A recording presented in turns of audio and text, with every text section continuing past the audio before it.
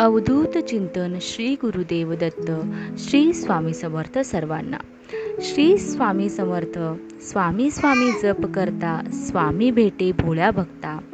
ऐसा माझा देव भोळा, मात्र नाम घेता घेई धावा. जय श्री स्वामी समर्थ. जय श्री स्वामी समर्थ.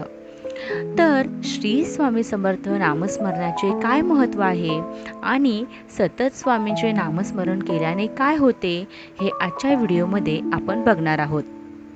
त्यामुळे व्हिडिओ शेवटपर्यंत नक्की बघा आणि कमेंटमध्ये श्री स्वामी समर्थ नक्की लिहा, म्हणजे स्वामी महाराजांची कृपा तुमच्यावर कायम राहील. श्री स्वामी समर्थ ऐसा षडाक्षरी मंत्र प्रीतीने जपावा, अहोरात्र तेने सर्वार्थ पाविजे. ही श्री स्वामीचरित्र सारामृतातील अत्यंत महत्त्वपूर्ण अशी ओवी आहे. श्री स्वामी समर्थ हा 6 अक्षरी मंत्र अगदी मनापासून प्रेमाने सतत दिवस रात्र जप केल्याने अशा व्यक्तीला सर्व काही प्राप्त होते. स्वामी नामाचा जप करिता चारी पुरुषार्थ येती हाता.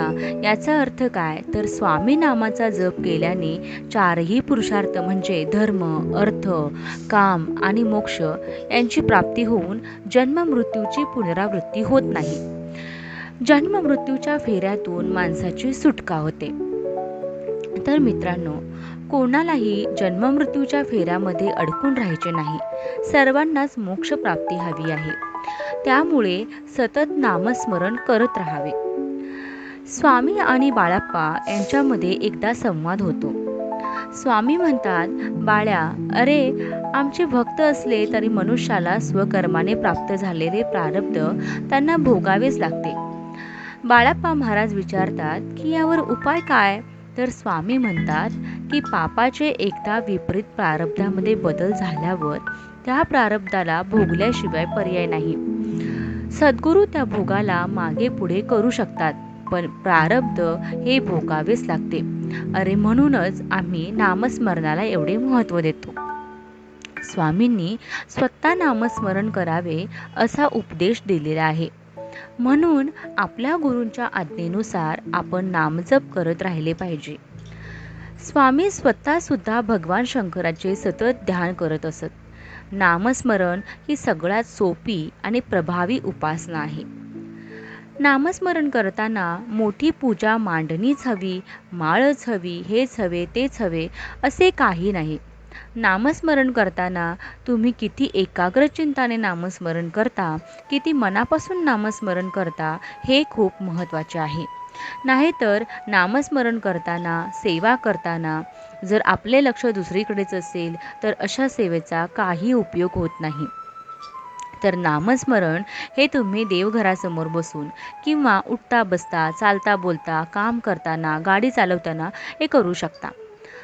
मासिक धर्म, सुतक, विटाळ या काळातही नामस्मरण करण्यास कोणतेही बंधन नाहीये. ज्या कोणालाही लिहिता वाचता येत नाही अशांनी महाराजांचे सतत नामस्मरण करत राहावे. आता नामस्मरण का करावे? तर स्वामींनी आपल्याला त्यांच्या चरणी स्थान द्यावे. स्वामींचा कृपाशीर्वाद सतत आपल्या बरोबर राहावा. एक प्रकारचे आत्मिक बळ मिळावे. जेव्हा कोणीही नसते तेव्हा स्वामी आपल्या सोबत सतत आहेत याची जाणीव आपल्याला राहावी. आपल्याला स्वामींची प्राप्ती व्हावी यासाठी सतत नामस्मरण करत राहावे. तर आता आपण बघूया की नामस्मरण केल्याने काय होते. सतत नामजप केल्याने आपल्या भोवती स्वामींचे संरक्षण कवच निर्माण होते. आपल्या दिवसाची सुरुवात ही नामस्मरणाने करावी. याने आपला दिवस उत्तम जातो. मन प्रसन्न राहते. आपण उत्साही राहतो. दिवसभरातील सर्व कामे यशस्वीरित्या पार पडतात. मंत्राच्या जपाने आपले विचार सात्विक शुद्ध होतात. बुद्धी विचलित होत नाही. मनाबद्दल वाईट विचार येत नाही. आपल्या वाईट कृत्यांचा पश्चाताप होऊ लागतो. आपली विचारशक्ती वाढते. कोणतेही काम चांगल्या पद्धतीने आपण करू शकतो. मनाची ताकद वाढते. आपले मन खंबीर बनते. आपला राग कमी होतो. राग आल्यास पटकन निवळतो. ज्यांना खूप राग येतो त्यांनी स्वामींचा श्री स्वामी समर्थ हा मंत्र सतत जपत राहावा. नामस्मरणाने मनशांती लाभते. स्वभाव दोष कमी होतात. नामस्मरण केल्याने आपले आरोग्य चांगले राहते. आरोग्याच्या तक्रारी, जुना आजार असेल तर त्यामध्ये सुधारणा होते. जर आपण आपल्या घरामध्ये सतत नामस्मरण करत असू तर घरातील वास्तू दोष सुद्धा हळूहळू कमी होऊ लागतो. घरामध्ये सकारात्मक स्पंदने तयार झाल्याने घरातील वातावरण उत्साही आणि प्रसन्न होते. बाहेरील कोणतीही बाधा किंवा कोणत्याही अघोरी वाईट प्रकारांपासून आपले संरक्षण होते. सतत नामस्मरण केल्याने आपल्या प्रारब्धाची तीव्रता कमी झाल्याने भविष्यातील संकटे दूर होतात आणि संकट आलेच तर त्यातून लवकर मार्ग मिळतो. संकटाला सामोरं जाण्याची ताकद आपल्याला मिळते. श्री स्वामी चरित्र सारामृतातील वर्तनाप्रमाणे बाळप्पा महाराज यांनी सतत स्वामींच्या श्री स्वामी समर्थ मंत्राचा 1.25 लाख जप केल्याने त्यांच्या नाभीतून विषाची पुडी बाहेर पडून त्यांचे प्राण वाचले होते. त्यामुळे स्वामींच्या या नामस्मरणामुळे विषबाधा होत नाही, आकस्मिक संकटापासून संरक्षण होते. सतत नामस्मरण केल्याने धैर्य वाढते आणि त्यामुळे मनातील चिंता, ताण कमी होतो. आत्मविश्वास वाढतो. मनाची चंचलता कमी होते. मन एकाग्र होऊ लागते. मनाची शक्ती वाढते. आपला उतावळपणा कमी होतो. मन एकाग्र झाल्याने आपली आध्यात्मिक, शैक्षणिक, वैयक्तिक प्रगती होते. आपली निर्णय घेण्याची क्षमता वाढते.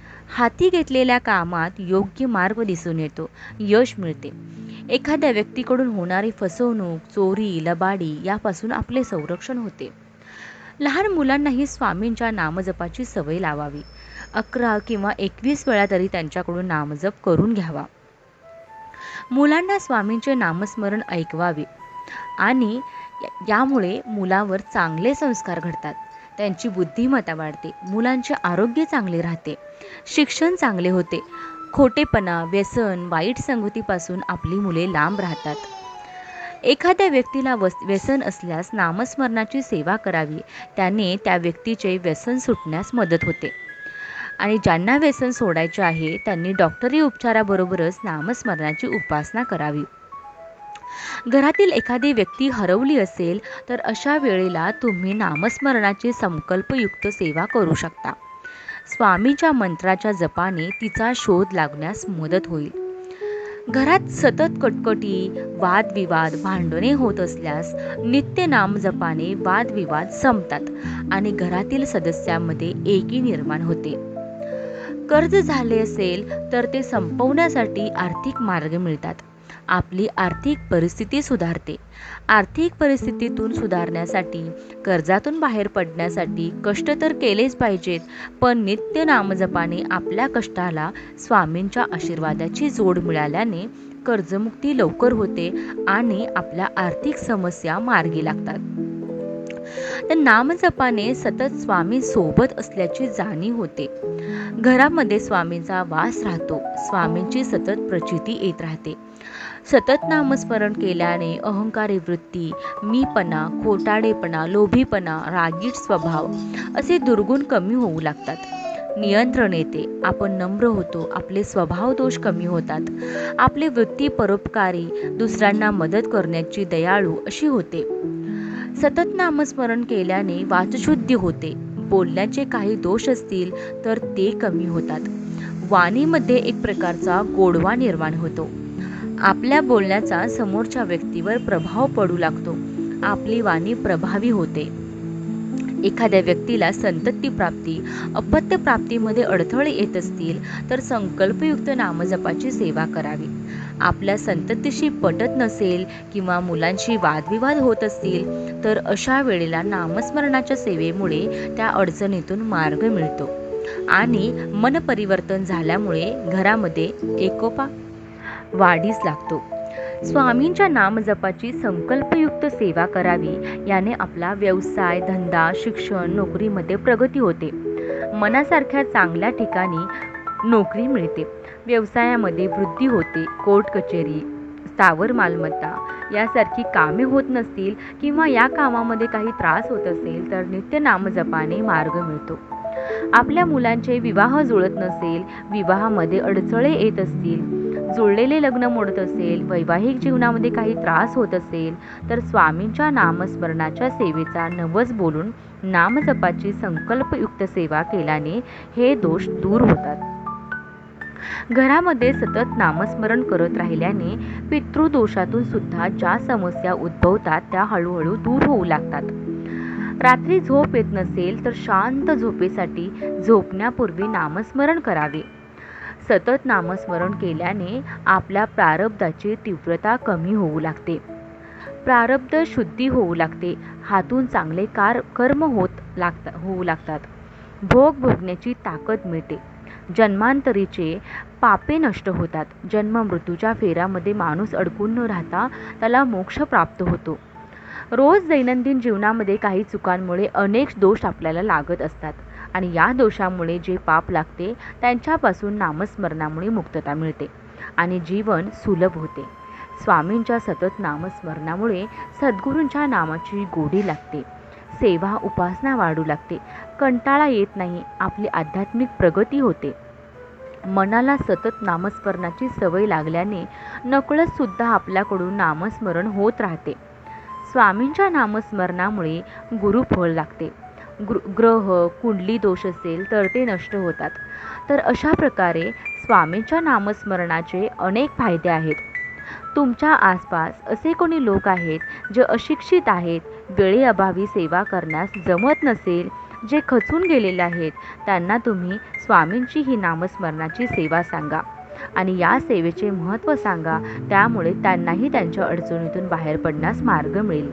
जर तुम्ही संकटात असाल, तुम्हाला अडचणीतून मार्ग काढायचा असेल तर स्वामींची नामस्मरणाची संकल्पयुक्त सेवा करावी. तुम्ही स्वामींचा लिखित नामजपही करू शकता.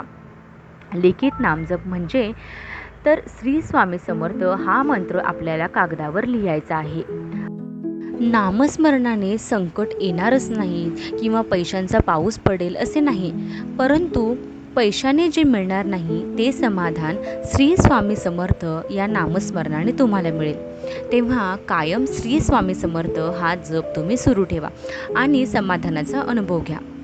व्हिडिओमध्ये सांगितलेल्या फायद्यांसाठी नाही तर स्वामींच्या प्राप्तीसाठी, भक्तीसाठी नामस्मरण करा आणि ही नामस्मरणाची सेवा तुम्ही आजपासून किंवा जेव्हा हा व्हिडिओ तुम्ही पाहाल तेव्हापासून केली किंवा कायम जरी तुम्ही नामस्मरण करत राहिला तर तुमची हळूहळू प्रगतीही नक्कीच होईल. तुम्हाला हा व्हिडिओ कसा वाटला कमेंटमध्ये मला नक्की सांगा. व्हिडिओ आवडला असेल तर व्हिडिओला लाईक करायला विसरू नका. व्हिडिओ शेवटपर्यंत पाहिल्याबद्दल धन्यवाद. श्री स्वामी समर्थ. जय जय स्वामी समर्थ. श्री स्वामी समर्थ. जय जय स्वामी समर्थ.